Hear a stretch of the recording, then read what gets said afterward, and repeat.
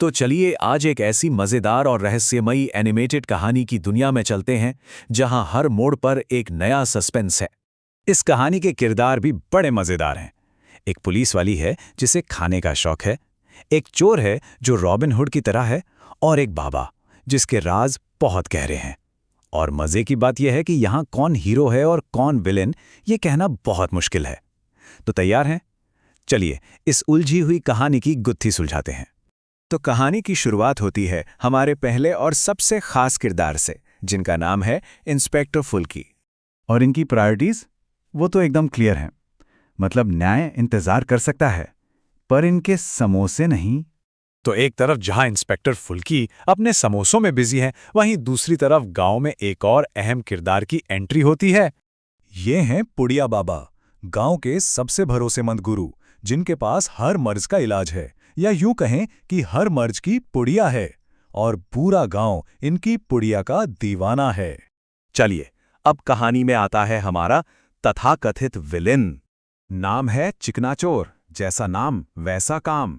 वैसे तो ये चोर है, पर गांव के गरीबों के लिए किसी हीरो से कम नहीं है। लेकिन भाई, किस्मत कब तक साथ देती।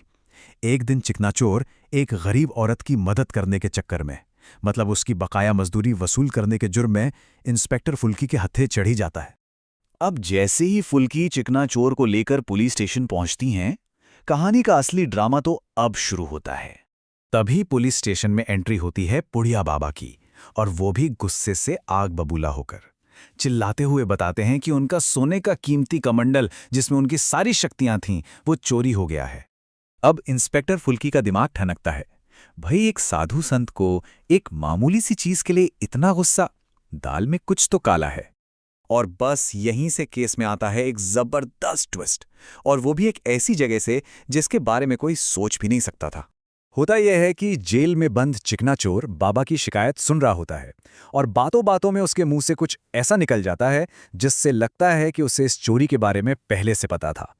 और इंस्पेक्टर फुल्की का दिमाग तो जानते ही हैं कितना तेज है। वो फौरन उसे पकड़ लेती हैं।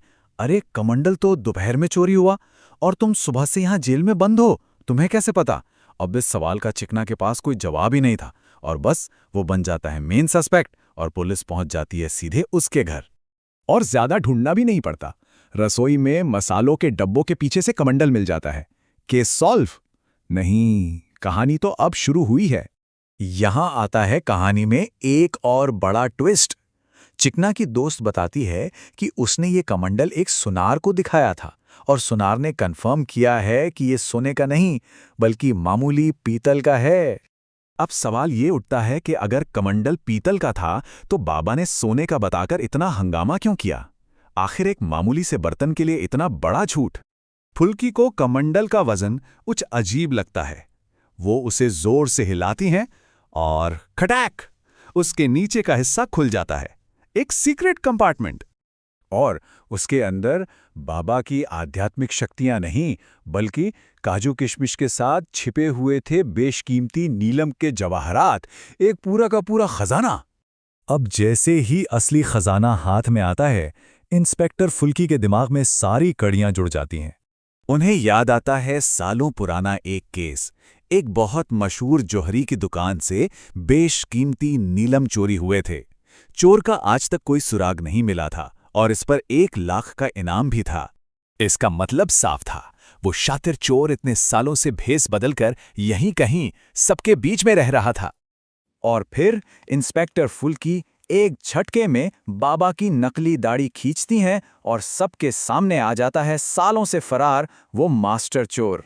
तो इस तरह चोर बाबा का तो पर्दाफाश हो जाता है, और जिसे सब विलन समझ रहे थे, वो चिकना चोर अनजाने में ही सही केस सुलझाने में मदद कर जाता है।